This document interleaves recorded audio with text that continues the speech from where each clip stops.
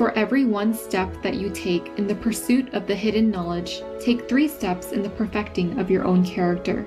Please continue watching for the reflective spiritual insights of Dr. Rudolf Steiner, vegetarian.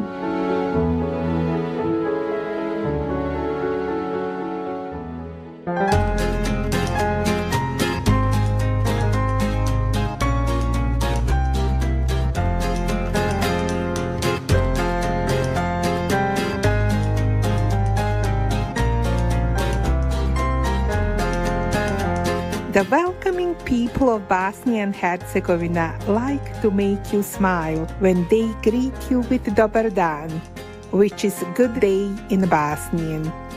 Broad-minded viewers, I'm Naida. The citizens of lovely Bosnia and Herzegovina see you as true friends, sharing the same ideal for a world of peace and respect for all beings. May God bless you.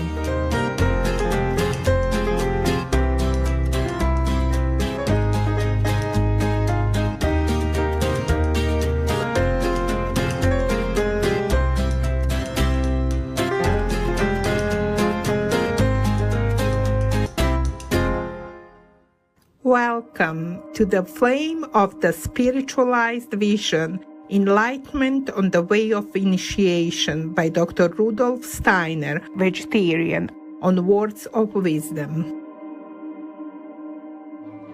Born in 1861, Dr. Rudolf Steiner was a great Austrian polymath, philosopher and scientist who made influential contributions in the fields of education, science, spirituality, and medicine.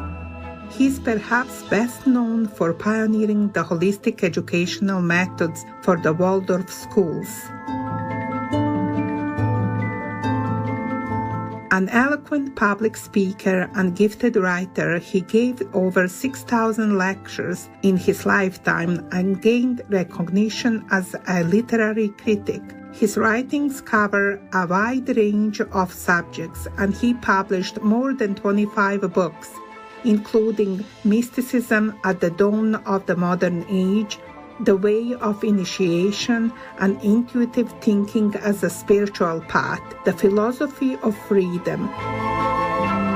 He developed and taught an esoteric spiritual philosophy called anthroposophy, based on the science of the spirit.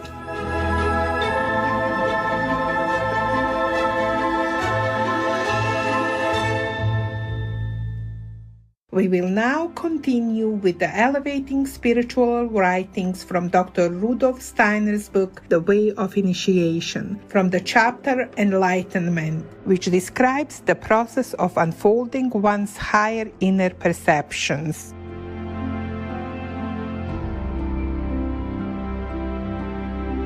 Enlightenment.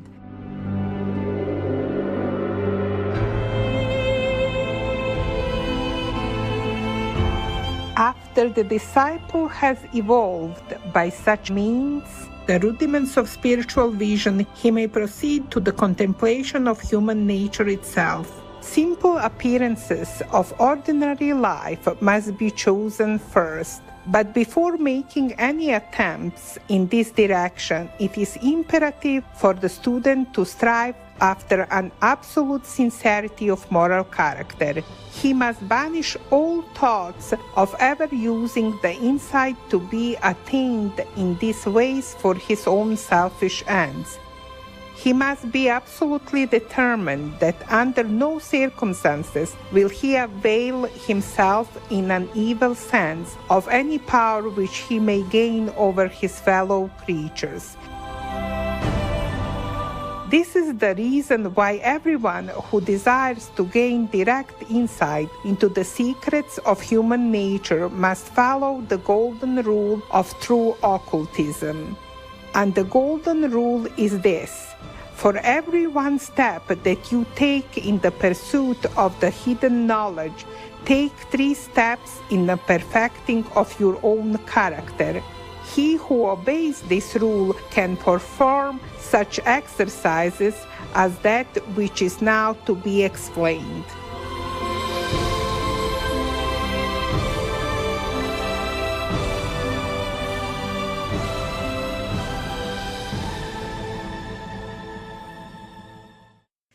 Begin by observing a person filled with a desire for some object. Direct your attention to this desire.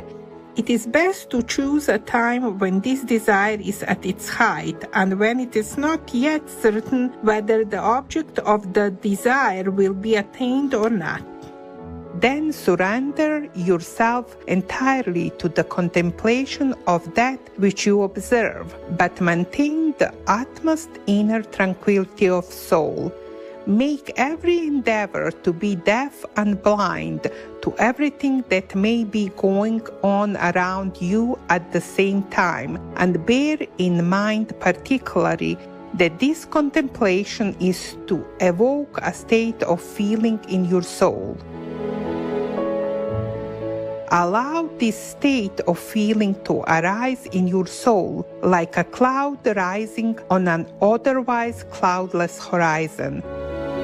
It is to be expected, of course, that your observation will be interrupted because the person on whom it is directed will not remain in this particular state of mind for a sufficient length of time. Presumably, you will fail in your experiment hundreds and hundreds of times. It is simply a question of not losing patience. After many attempts, you will ultimately realize the state of feeling spoken of, above as fast as the corresponding mental phenomena pass through the soul of the person under observation. After a time, you will begin to notice that this feeling in your own soul is evoking the power of spiritual vision into the psychical condition of the other. A luminous image will appear in your field of vision, and this luminous image is the so-called astral manifestation evoked by the desired state when under observation. Again, we may describe this image as flame-like in appearance. It is yellowish red in the center and reddish blue or lilac at the edges. Much depends upon treating such experiences of the inner vision with great delicacy. It will be best for you at first to talk of them to nobody except your teacher if you have one. The attempt to describe such appearances in appropriate words usually leads to gross self-deception. One employs ordinary terms not applicable to such purposes, and therefore much too gross and clumsy. The consequence is that one's own attempt to clothe this vision in words unconsciously leads one to blend the actual experience with an alloy of imaginary details.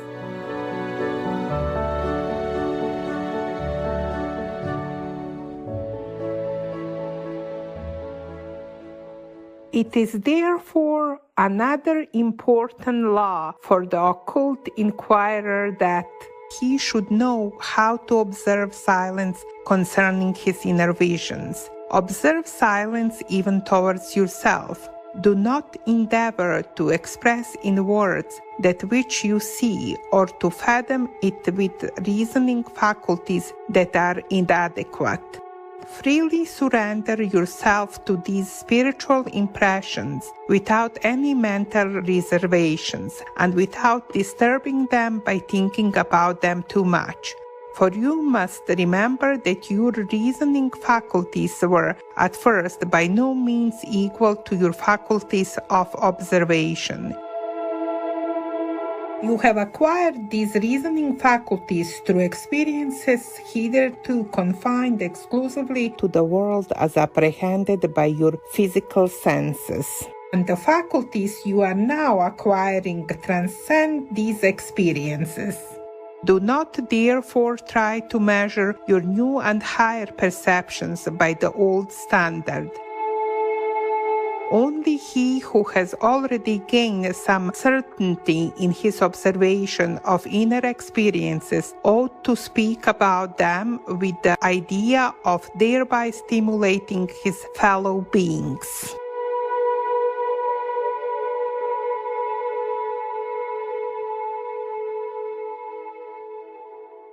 As a supplementary exercise, the following may be set forth. Direct your observation in the same way upon a fellow being to whom the fulfillment of some wish, the gratification of some desire has just been granted. If the same rules and precautions are adopted as in the previous instance, you will once more attain to spiritual perception. You will distinguish a flame-like appearance which is yellow in the center and greenish at the edges. By such observations of one's fellow creatures, one may easily be led into a moral fault. One may become uncharitable. All conceivable means must be taken to fight against this tendency. Anyone exercising such powers of observation should have risen to the level on which one is absolutely convinced that thoughts are actual things.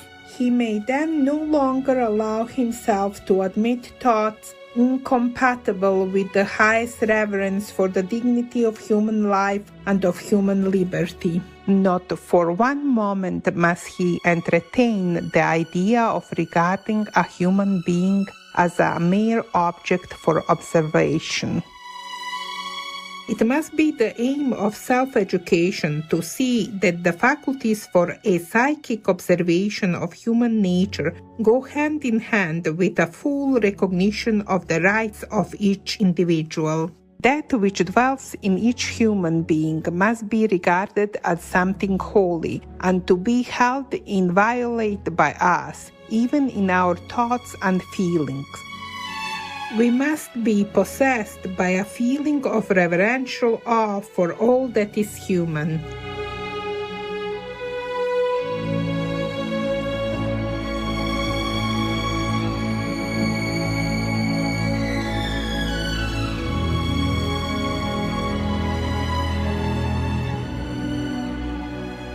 For the present, only these two examples can be given as to the methods by which an insight into human nature may be achieved, but they will at least serve to point out the way which must be followed. He who has gained the inner tranquility and repose which are indispensable for such observations will by so doing already have undergone a great transformation.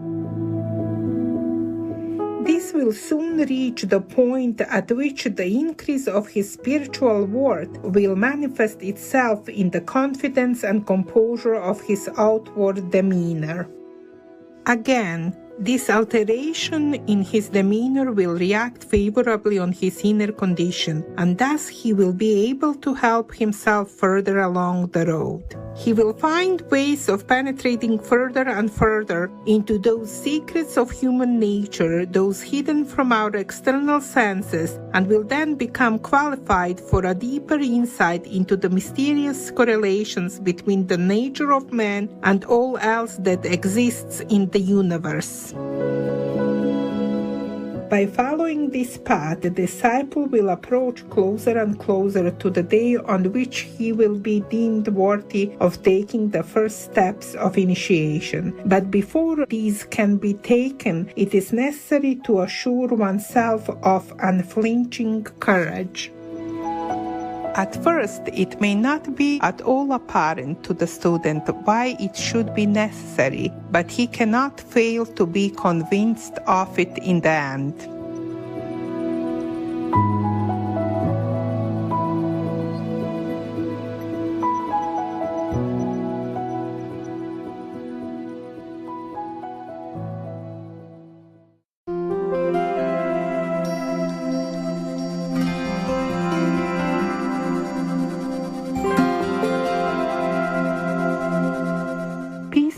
Viewers, we appreciate your company for today's words of wisdom. Coming up next is 2020 Lunar New Year celebration with our association members, part 5 of 5, right after noteworthy news. Please stay tuned to Supreme Master Television for more constructive programming.